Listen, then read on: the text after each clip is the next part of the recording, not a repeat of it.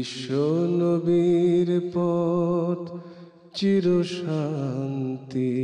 পথ, অশান্ত বিশ্বে তুমি রহমত, এসো তাই মেধা মননে জেনে নি। আসসালামু আলাইকুম ওয়া রাহমাতুল্লাহি ওয়া বারাকাতুহু।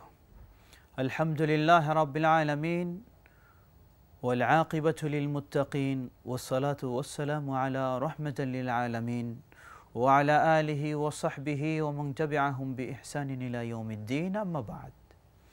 সুপ্রিয় দর্শক শ্রোতা, শুরুতে জানাচ্ছি আপনাদেরকে বিশেষভাবে আমন্ত্রণ সুপ্রসিদ্ধ হাদিস গ্রন্থ রিয়াদুস সালেহিন এর মূল্যবান হাদিসের দর্শে। আসুন আমরা আমাদের জীবনকে আলোকিত করার চেষ্টা করি আমাদের প্রিয় নবী মুহাম্মদ সাল্লাল্লাহু আলাইহি ওয়াসাল্লামের আলোকিত হাদিসের দর্শ নিয়ে নিজেদের জীবনকে আরও সুন্দর উজ্জ্বল করার চেষ্টা করি। আমরা নিয়মিত বিভিন্ন বিষয়ে রিয়াদুস সালেহিন এর হাদিসগুলি থেকে দর্শ শুনে আসছি।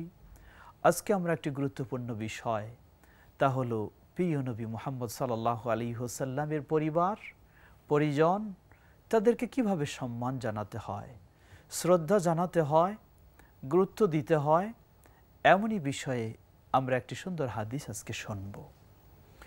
নবী সাল্লাল্লাহু আলাইহি ওয়াসাল্লামের পরিবার পরিজনের প্রতি শ্রদ্ধা ও সম্মান প্রদর্শনের বিষয়ে আজকে আমরা হাদিস শুনব। যে হাদিসটি আমরা শুনতে চাই, এই হাদিস মূলত প্রসিদ্ধ সাহাবী যায়েদ ইবনে আরকাম রাদিয়াল্লাহু তাআলা আনহুকে কেন্দ্র করেই হাদিসটি। একজন প্রসিদ্ধ তাবেঈ তিনি বলছেন, ইয়াজিদ বিন হাব্বান তিনি বলেন যে আমি এবং হুসাইন বিন সাবরা এবং আমর ইবনে মুসলিম, তিনজন ব্যক্তি আমরা যায়েদ বিন আরকাম রাদিয়াল্লাহু তাআলা আনহু তার কাছে আমরা গেলাম। তার কাছে গিয়ে আমরা বসলাম। বসে তাকে আমরা বললাম, হে যায়েদ, আপনি অনেক মূল্যবান ব্যক্তি, সৌভাগ্যবান ব্যক্তি। আপনি রাসূল সাল্লাল্লাহু আলাইহি ওয়াসাল্লামের যুগ পেয়েছেন। আপনি রাসূল সাল্লাল্লাহু আলাইহি ওয়াসাল্লাম থেকে অনেক কিছু সংগ্রহ করার সুযোগ লাভ করেছেন। রাসূল সাল্লাল্লাহু আলাইহি ওয়াসাল্লামের সাথে বিভিন্ন অঞ্চলে আপনি গেছেন। রাসূল সাল্লাল্লাহু আলাইহি ওয়াসাল্লামের সাথে বিভিন্ন অভিযানে যুদ্ধে আপনি অংশগ্রহণ করেছেন। রাসূল সাল্লাল্লাহু আলাইহি ওয়াসাল্লামের সাথে বিভিন্ন সময় আপনি সালাত আদায় করেছেন। রাসূল সাল্লাল্লাহু আলাইহি ওয়াসাল্লামের বিভিন্নভাবে বিভিন্ন রকমের বক্তব্য আপনি শোনার সুযোগ লাভ করেছেন। সুতরাং আপনাকে আমরা অনুরোধ জানাচ্ছি, আপনি রাসূল সাল্লাল্লাহু আলাইহি ওয়াসাল্লাম থেকে যা পেয়েছেন তা থেকে আমাদেরকে কিছু শোনান, কিছু আমাদেরকে অবগত করুন। সাহাবী যায়েদ ইবনে আরকাম রাদিয়াল্লাহু তাআলা আনহু তাদের কথা শুনে বললেন যে, ইয়া ইবনা আখি, হে ভ্রাতুষ্পুত্র, আসলেই তুমি তো সুন্দর কথা বলেছ, তবে জেনে রাখো আমার বয়স এখন অনেক হয়ে গেছে। রাসূল সাল্লাল্লাহু আলাইহি ওয়াসাল্লামকে যে সময়ে পেয়েছি সেটাও অনেক দূরে চলে গেছে, অর্থাৎ দীর্ঘদিন হয়ে গেছে। যার ফলে রাসূল সাল্লাল্লাহু আলাইহি ওয়াসাল্লামের সাথে চলাফেরা, উঠা বসা এবং তার কাছে যেগুলি কথা আমি শুনেছি অনেকটাই যেন বা কিছু কিছু যেন আজকে আমি ভুলে গেছি। অতএব তোমরা যেহেতু একটা আমার কাছে আবেদন রেখেছ, আমি তোমাদেরকে রাসূল সাল্লাল্লাহু আলাইহি ওয়াসাল্লাম থেকে যা শুনেছি তা কিছু বলবো। তবে যতটুকু আমি বলবো এতটুকুই তোমরা যথেষ্ট মনে করিও, এর চেয়ে বেশি আমার কাছে চাপাচাপি করে নেওয়ার চেষ্টা করিও না। এখানে মনে রাখা উচিত, সাহাবী বললেন যতটুকু আমার নিশ্চিত মনে রয়েছে এতটুকুই আমি বলবো, এর চেয়ে বেশি তোমরা আমার কাছে নিতে চাইও না। সাহাবায়ে কেরামগণ রাসূল সাল্লাল্লাহু আলাইহি ওয়াসাল্লাম থেকে যা শুনেছেন, যা পেয়েছেন, নিশ্চিত যে বিষয়ে সেটুকুই তারা বর্ণনা করতেন। সন্দেহের আলোকে ধারণা করে কোনো কিছু তারা কখনো বলতেন না। কারণ আল্লাহ রাসূল সাল্লাল্লাহু আলাইহি ওয়াসাল্লাম বলেন, মান কাযাবা আলাইয়া মুতাআম্মিদান ফালইয়াতাবাওয়া মাকআদাহু মিনান নার। যে ব্যক্তি ইচ্ছাকৃতভাবে আমার বিষয়ে কোনো কিছু মিথ্যা বর্ণনা করবে, মিথ্যা বলবে, সে যেন তার স্থান জাহান্নামে নির্ধারণ করে নেয়, নাউযুবিল্লাহ। সুতরাং আমাদেরকেও এক্ষেত্রে সচেতন হওয়া উচিত, যা আমরা নিশ্চিত জানব এবং বিশুদ্ধ সূত্রে সেটাই আমরা রাসূল সাল্লাল্লাহু আলাইহি ওয়াসাল্লামের বরাত দিয়ে বা তার থেকে আমরা বর্ণনা করব। সাহাবী যায়েদ ইবনে আরকাম রাদিয়াল্লাহু তাআলা আনহু তাদেরকে বললেন, তাহলে শোনো একটি দিনের ঘটনা যা আমার মনে হয় রাসূল সাল্লাল্লাহু আলাইহি ওয়াসাল্লাম এর সাথে আমরা আছি। যতটুকু এই ঘটনাটি হচ্ছে বিদায় হজ্জে মক্কা থেকে মদিনায় ফেরার পথে। মক্কা থেকে মদিনায় ফেরার পথিমধ্যে রাসূল সাল্লাল্লাহু আলাইহি ওয়াসাল্লাম সবাইকে সমবেত করে তাদের সামনে দাঁড়িয়ে আল্লাহ সুবহানাহু ওয়া তাআলার প্রশংসা করলেন, আল্লাহর গুণগান বর্ণনা করলেন। এরপরে তাদেরকে কিছু উপদেশ দিলেন। উপদেশ যে দিচ্ছিলেন সেই উপদেশটি হচ্ছে গুরুত্বপূর্ণ বিষয়। বললেন, আম্মা বা'দ আইয়ুহান নাস আলা আইয়ুহান নাস ফাইন্নামা আনা বাশার ইউশিকু আন ইয়াতিয়া রাসূলু রাব্বি ফাউজিবা। বললেন, ওহে মানব সকল, তোমাদেরকে আমি সতর্ক সাবধান করছি, জেনে রাখো, ফাইন্নামা আনা বাশার, আমি একজন মানুষ মাত্র, আমি একজন মানুষ মাত্র। আজকে আমরা অনেক সময় এই কথা নিয়েও বিতর্কে জড়িয়ে যাই। এটি আমার কথা নয়, স্বয়ং আল্লাহ রাসূল সাল্লাল্লাহু আলাইহি ওয়াসাল্লাম বলছেন, যেটি সহিহ মুসলিমের 2408 নম্বর হাদিস, রিয়াদুস সালেহিন থেকে এই হাদিসটি এসেছে। রাসূল সাল্লাল্লাহু আলাইহি ওয়াসাল্লাম বললেন, জেনে রাখো, আমি একজন মানুষ মাত্র। মনে হয় খুব কাছাকাছি সময়ে আমার কাছে আমার রবের পক্ষ থেকে সেই দূত এসে যাবে আমাকে পরপারে পাড়ি জমানোর জন্য, দুনিয়া থেকে বিদায় নেওয়ার জন্য। আর আমার কাছে আসলেই তো আমি সেই ডাকে সাড়া দেব। আল্লাহু আকবার। মূলত সেই বিদায়ী হজ্জের ভাষণেও রাসূল সাল্লাল্লাহু আলাইহি ওয়াসাল্লাম বলেছেন, যা সহিহ বুখারী মুসলিমের হাদিসে এসেছে, লাআল্লি লা আদরি লা আলকাকুম বা'দা আমী বিমাওকিফি হাদা। আল্লাহ রাসূল সাল্লাল্লাহু আলাইহি ওয়াসাল্লাম বলেছেন, আমি বলতে পারছি না, তবে মনে হচ্ছে আগামী বছর তোমাদের সাথে বা এই বছরের পরে এই আরাফার ময়দানে আর কোনোদিন তোমাদের সাথে একত্রিত হতে পারবো না। রাসূল সাল্লাল্লাহু আলাইহি ওয়াসাল্লাম যেন তার বিদায়ী বার্তা আল্লাহর পক্ষ থেকে তিনি পাচ্ছেন, একটার পর একটা তিনি জানিয়ে দিচ্ছেন। রাস্তার মাঝেও তিনি এভাবে বললেন, জেনে রাখো, আমি একজন মানুষ মাত্র। অর্থাৎ মানুষ যেমন পৃথিবীতে আসে আবার বিদায় নিয়ে যেতে হয়, ঠিক আমিও সেভাবে পৃথিবীতে এসেছি, আমাকেও বিদায় নিয়ে যেতে হবে। এরপরে যে উপদেশটি রাখলেন, তিনি বললেন, ওয়া আনা তারিকুন ফীকুম সাকালাইন আউয়ালুহুমা কিতাবুল্লাহ, জেনে রাখো, তবে আমি তোমাদের মাঝে দুটি গুরুত্বপূর্ণ বিষয় রেখে যাচ্ছি, দুটি অত্যন্ত গুরুত্বপূর্ণ বিষয় রেখে যাচ্ছি।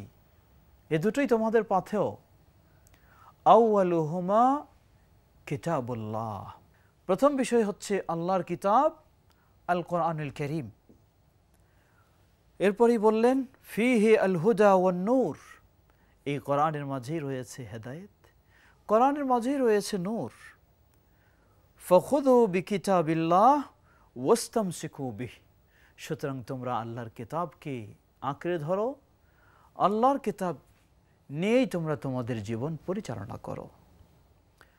ফাহাসসা আলা কিতাবিল্লাহ ওয়া রাগ্গাবা ফীহি, রাসূল সাল্লাল্লাহু আলাইহি ওয়াসাল্লাম বিভিন্নভাবে সাহাবায়ে কেরামকে আল্লাহর কিতাব জানার জন্য, শেখার জন্য, বোঝার জন্য, সেই অনুযায়ী জীবন পরিচালনার জন্য বিভিন্ন রকমের উপদেশ, উৎসাহমূলক তিনি বক্তব্য রাখলেন। দ্বিতীয় বিষয় বললেন, সুম্মা ক্বাল ওয়া আহলু বাইতি আযকুরুকুমুল্লাহ ফি আহলি বাইতি, সেই সাথে তোমাদের মাঝে আমি রেখে যাচ্ছি আমার আহলি বাইত, আমার পরিবারবর্গ, আমার পরিবারবর্গের ক্ষেত্রেও তোমাদেরকে আল্লাহকে ভয় করার জন্য আমি উপদেশ দিয়ে যাচ্ছি, যাদের ক্ষেত্রেও তোমরা সচেতন, সতর্ক, সাবধান হবে। আযকুরুকুমুল্লাহ ফি আহলি বাইতি, তোমাদেরকে আল্লাহর ওয়াস্তে বলে যাচ্ছি আমার পরিবার পরিজনের বিষয়ে তোমরা সতর্ক সচেতন সাবধান থাকবে। ফাকাল লাহু হুসাইন, সেই হুসাইন সাহাবী যায়েদ বিন আরকাম রাদিয়াল্লাহু তাআলা আনহুকে জিজ্ঞাসা করলেন, ওয়ামান আহলু বাইতিহি ইয়া যায়েদ, হে যায়েদ রাদিয়াল্লাহু আনহু, রাসূল সাল্লাল্লাহু আলাইহি সাল্লামের পরিবারবর্গ আহলু বাইত তাহলে কারা? আলাইসা নিসাউহু মিন আহলি বাইতিহি, তার সহধর্মিণীগণ যারা, উম্মুল মুমিনিন যারা, তারা কি রাসূল সাল্লাল্লাহু আলাইহি সাল্লামের পরিবারবর্গ নন? ক্বালা নিসাউহু মিন আহলি বাইতিহি ওয়ালাকিন আহলু বাইতিহি মান হুরিমা সাদাকাতা বাদাহু। সাহাবী যায়েদ ইবনে আরকাম রাদিয়াল্লাহু আনহু বললেন যে হ্যাঁ, অবশ্যই নবী সাল্লাল্লাহু আলাইহি ওয়াসাল্লামের সহধর্মিণী যারা, তারা তো অবশ্যই পরিবারবর্গের অন্তর্ভুক্ত। তবে যারা যাকাত সদকা এই অর্থ ভোগ করতে পারবে না, এটা যাদের জন্য নিষিদ্ধ, তারাও রাসূল সাল্লাল্লাহু আলাইহি ওয়াসাল্লামের পরিবার ভুক্ত বলে গণ্য হবে। তারা কারা? আবার জিজ্ঞাসা করলেন, ওমান হুম, তাহলে তারা কারা? ক্বালা হুম আলু আলী, তারা হচ্ছেন আলী রাদিয়াল্লাহু আনহুর বংশধর। ওয়া আলু আকিল, আকিল রাদিয়াল্লাহু আনহুর বংশধর। ওয়া আলু জাফর, জাফর রাদিয়াল্লাহু আনহুর বংশধর। ওয়া আলু আব্বাস, আব্বাস রাদিয়াল্লাহু আনহুর বংশধর। ক্বালা কুল্লু হাউলাই হুরিমাস সাদাকা, ক্বালা নাম, বললেন তারা সবাই সাধারণ যাকাত সদকা থেকে বঞ্চিত, মানে এটি তাদের জন্য বৈধ নয়? যায়েদ বিন আরকাম রাদিয়াল্লাহু আনহু বললেন হ্যাঁ। রাওয়াহু মুসলিম, এই হাদিসটি হচ্ছে সহিহ মুসলিমের হাদিস, 2408 নম্বর হাদিস। সুপ্রিয় দর্শক শ্রোতা, এই হাদিস থেকে আমরা কয়েকটি বিষয় অবগত হলাম। প্রথম বিষয়, আল্লাহ রাসূল সাল্লাল্লাহু আলাইহি সাল্লাম বললেন, তোমাদের মাঝে দুটি গুরুত্বপূর্ণ জিনিস আমি রেখে বিদায় নিচ্ছি। একটি হচ্ছে আল্লাহর কিতাব আল কোরআনুল কারীম, দ্বিতীয়টি হচ্ছে আমার পরিবার পরিজন। তো আল্লাহর কিতাব, কোনো সন্দেহ নেই সেটি ওহী ভিত্তিক একটি আমাদের জীবন বিধান, সেটা মেনে নিতেই হবে। সেই আলোকে আমাদের আকীদা, সেই আলোকে আমাদের ইবাদত, সেই আলোকে আমাদের আখলাক সব কিছুই হবে। রাসূল সাল্লাল্লাহু আলাইহি ওয়াসাল্লামের পরিবার পরিজন, এর দ্বারা উদ্দেশ্য কি, সে ব্যাখ্যায় আমরা যাচ্ছি। তবে আল্লাহর কিতাব, তাহলে এইখানে এই হাদিসে আমরা বুঝতেছি শুধু আল্লাহর কিতাব, তাহলে কি হাদিস নেই? আমরা মুআত্তা মালিকের অন্য একটি হাদিসের বর্ণনায় পাই, রাসূল সাল্লাল্লাহু আলাইহি ওয়াসাল্লাম সেখানে বলেছেন, তারাকতু ফীকুম আমরাইন লান তাদিল্লু মা তামাসসাকতুম বিহিমা কিতাবাল্লাহি ওয়া সুন্নতি, আমি তোমাদের মাঝে দুটি জিনিস রেখে যাচ্ছি, যতক্ষণ তোমরা এই দুটিকে আঁকড়ে ধরবে কখনো পথভ্রষ্ট হবে না। একটি হলো আল্লাহর কিতাব আল কোরআনুল কারীম, আরেকটি হলো আমার সুন্নাহ। তাহলে সেই হাদিস থেকে বোঝা যায় মানুষকে অবশ্যই দুটি আঁকড়ে ধরতে হবে। মূলত শুধু কিতাবের কথা, কোরআনুল কারীমের কথাই যদি বলি, তাহলে সেটাও রাসূল সাল্লাল্লাহু আলাইহি ওয়াসাল্লামের সুন্নাহ বা হাদিসের কথা অটোমেটিকভাবে বলে দেয়। কারণ অসংখ্য জায়গায় আল্লাহ রাব্বুল আলামিন বলেছেন, যেমন সূরা হাশর ৭ নম্বর আয়াতে আল্লাহ বলেন, ওয়ামা আতাকুমুর রাসূলু ফাখুযুহু ওয়ামা নাহাকুম আনহু ফান্তাহু, রাসূল তোমাদেরকে যা দিয়েছেন তা গ্রহণ করো, আর রাসূল তোমাদেরকে যা থেকে বাধা দিয়েছেন তা থেকে বিরত থাকো। সুতরাং রাসূল সাল্লাল্লাহু আলাইহি ওয়াসাল্লাম কি দিয়েছেন, এটাই তো হলো হাদিস, এটাই তো হলো সুন্নাহ। রাসূল সাল্লাল্লাহু আলাইহি ওয়াসাল্লাম যা নিষেধ করেছেন, এটাই তো তার হাদিস, এটাই তো তার সুন্নাহ। সুতরাং কিতাবের মধ্যে অন্তর্ভুক্ত রয়েছে রাসূল সাল্লাল্লাহু আলাইহি ওয়াসাল্লামের হাদিস। অতএব কোরআন এর সাথে সাথে রাসূল সাল্লাল্লাহু আলাইহি ওয়াসাল্লামের হাদিস, যা কোরআন বলে দিচ্ছে, এমন অসংখ্য বর্ণনা। দ্বিতীয় বিষয়, আহলু বাইত। আজকে আমাদের মাঝে কিছু মানুষের মধ্যে আহলু বাইত নিয়ে, রাসূল সাল্লাল্লাহু আলাইহি ওয়াসাল্লামের পরিবারবর্গ নিয়েও কিছু বিভ্রান্তি রয়েছে। তারা শুধু আলী রাদিয়াল্লাহু আনহুর পরিবারকেই সীমাবদ্ধ করতে চায়, এটি তাদের ভুল ধারণা।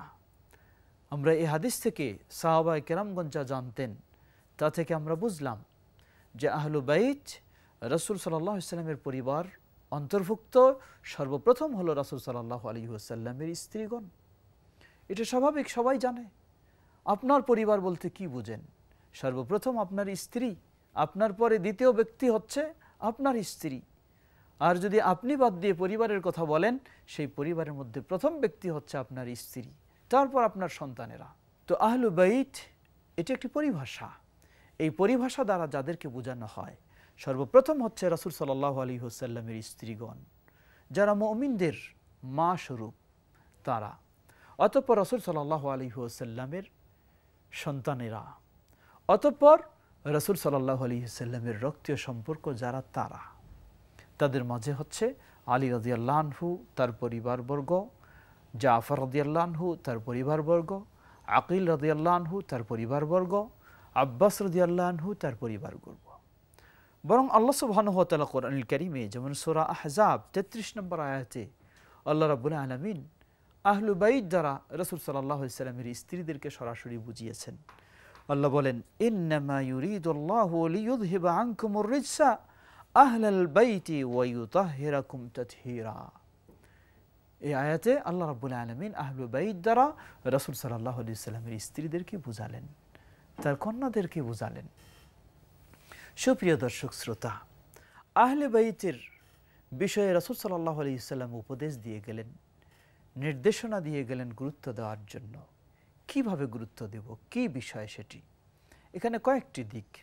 প্রথম হলো আহলু বাইত তারা রাসূল সাল্লাল্লাহু আলাইহি ওয়াসাল্লাম থেকে যা শুনেছেন, বিশেষ করে তার সহধর্মিণী, যাদের মাঝে সর্বপ্রথম হলেন উম্মুল মুমিনিন আয়েশা রাদিয়াল্লাহু আনহা। তিনি সবচেয়ে বেশি নারীদের মাঝে রাসূল সাল্লাল্লাহু আলাইহি ওয়াসাল্লাম থেকে হাদিস বর্ণনা করেছেন। তাই তার এই হাদিসগুলি, তাদের এই বর্ণনাগুলিকে গুরুত্ব দেওয়া, সেগুলিকে মেনে নেওয়া। আজকে আফসোসের সাথে বলতে হয়, মুসলমান বলে পরিচয় দেয়, অথচ এমন একটি শ্রেণী যারা উম্মুল মুমিনিন আয়েশা রাদিয়াল্লাহু আনহার বিষয়ে নানা ধরনের অপপ্রচার তারা ছড়িয়ে যান। নাউযুবিল্লাহ। কিভাবে হতে পারে?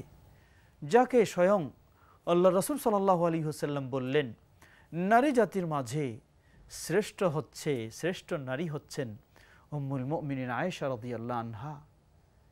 কিভাবে তাকে একজন ব্যক্তি নিজেকে মুসলিম বলে পরিচয় দিবে, রাসূল সাল্লাল্লাহু আলাইহি ওয়াসাল্লামের অনুসারী বলে পরিচয় দিবে, অথচ আয়েশা রাদিয়াল্লাহু আনহার বিষয়ে সে খারাপ ধারণা রাখতে পারে? নিশ্চয়ই কখনো সে যতই দাবি করুক, সে কখনো মুসলিম নয়। যদি উম্মুল মুমিনিন আয়েশা রাদিয়াল্লাহু আনহার বিষয়ে কেউ খারাপ ধারণা রাখে, সে মুসলিম হতে পারে না। সে কোরআনের অনুসারী নয়, সে রাসূল সাল্লাল্লাহু আলাইহি ওয়াসাল্লামের অনুসারী নয়, সে আহলে বাইতের প্রতি তার কোনো ভালো আচরণ নেই। আল্লাহ তাদেরকে হেদায়েত দান করুন।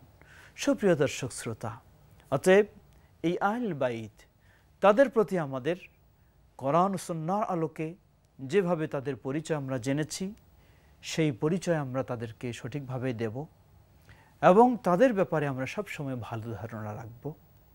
তাদের প্রতি আমরা সবসময় শ্রদ্ধামূলক আচরণ দেখাবো, তাদেরকে আমরা স্মরণ করব শ্রদ্ধার সাথে, এবং তাদেরকে আমরা সবসময় আল্লাহর রহমতের দোয়া, এই জন্য রাদিয়াল্লাহু আনহুম আজমাইন, আল্লাহর সন্তুষ্টি ও রহমতের দোয়া তাদের জন্য আমরা সবসময় করব। এবং তাদেরকে কেন্দ্র করে আমরা কোনো সীমা লঙ্ঘনও যাব না, কোনো বাড়াবাড়িতেও যাব না। তারা যা রাসূল সাল্লাল্লাহু আলাইহি ওয়াসাল্লাম কাছ থেকে শিখেছেন, শুনেছেন, আমরা তাদের কাছ থেকে পেয়েছি, সেটাই আমরা গ্রহণ করব। সাহাবায়ে কেরাম, রাসূল সাল্লাল্লাহু আলাইহি ওয়াসাল্লাম এর স্ত্রীগণ, তার সন্তানেরা এবং আহলু বাইত দ্বারা যাদেরকে বোঝানো হয়েছে, তাদেরকে আমরা যেভাবেই রাসূল সাল্লাল্লাহু আলাইহি ওয়াসাল্লামের নির্দেশনা অনুযায়ী জেনেছি, সেভাবেই সম্মান শ্রদ্ধা জানাবো, তাদের জন্য দোয়া করব। এক্ষেত্রেও যেমন অতিভক্তি দিয়ে সীমালঙ্ঘন করব না, আবার তাদের বিষয়ে কোনো রকমের অশালীন মন্তব্য করেও সীমালঙ্ঘন করব না। এটাই হচ্ছে আহলুস সুন্নাহ ওয়াল জামায়াতের আকীদা বিশ্বাস। এটাই ইমাম আবু হানিফা রাহিমাহুল্লাহর আকীদা বিশ্বাস, ইমাম মালিকের আকীদা বিশ্বাস, ইমাম শাফিঈ রাহিমাহুল্লাহর আকীদা বিশ্বাস, ইমাম আহমদ বিন হাম্বল রাহিমাহুমুল্লাহ জামিআ তাদের আকীদা বিশ্বাস। সুতরাং আহলে বাইত, এই নিয়ে বাড়াবাড়ি এটা নয়। আপনি আহলে বাইত বলে কি বলতে চান? আজকে অনেকেই আহলুল বাইতের দোহাই দিয়ে থাকেন। আপনি আহলুল বাইতের দাবি করে কি করবেন? আপনি যদি একজন নামাজি না হতে পারেন, তাহলে আহলু বাইত আপনাকে জান্নাতে নিয়ে যেতে পারবে না। আপনি কি স্মরণ করেছেন আল্লাহ রাসূল সাল্লাল্লাহু আলাইহি ওয়াসাল্লাম তার মেয়ে ফাতেমাকেও ডেকে বললেন, তার ফুফি সাফিয়া রাদিয়াল্লাহু আনহাকেও ডেকে বললেন, জেনে রাখো তোমাদের এই দুনিয়াতে আমার কাছে কিছু চাওয়ার থাকলে চেয়ে নিতে পারো, কিয়ামতের দিন তোমাদের জন্য আমি সামান্য কিছু করতে পারবো না, যা তোমরা সতামল করবে সেটা দিয়েই তোমরা উপকৃত হবে। তাহলে তাদের অবস্থা যদি এটা হয়, আর আজকে আপনি নামাজ নাই, রোজা নাই, দিন নাই, ধর্ম নেই, আমল আখলাক নেই, আহলে বাইতের দোহাই দিয়ে আপনি পার হয়ে যাবেন, এত সহজ নয়। আল্লাহ রাসূল সাল্লাল্লাহু আলাইহি ওয়াসাল্লামের এই উপদেশ আমাদেরকে স্মরণ করে দিচ্ছে তার পরিবারবর্গ যারা এবং যাদেরকে আহলে বাইত দ্বারা অন্তর্ভুক্ত করা হয়, তাদের সকলের প্রতি আমাদের শ্রদ্ধাপূর্ণ আচরণ হতে হবে। ঠিক সেইভাবে সাহাবায়ে কেরামগণ, তাদের প্রতি আমাদের শ্রদ্ধাপূর্ণ আচরণ হতে হবে। খোলাফায়ে রাশিদিন, তাদের প্রতি আমাদের শ্রদ্ধাপূর্ণ আচরণ হতে হবে এবং তাদের সঠিক বিষয়গুলি যেগুলি তারা আমাদের দিক নির্দেশনা দিয়েছেন, বিশুদ্ধভাবে প্রমাণিত, সেগুলি আমরা আমাদের জীবনে সেগুলির আলোকে নির্দেশনা নেব, শিক্ষা নেব, দীক্ষা নেব। এটাই হচ্ছে আল্লাহ সুবহানাহু ওয়া তাআলার নির্দেশনা, আল্লাহ রাব্বুল আলামিনের পক্ষ থেকে তার প্রিয় রাসূল মুহাম্মদ সাল্লাল্লাহু আলাইহি ওয়াসাল্লামের নির্দেশনা।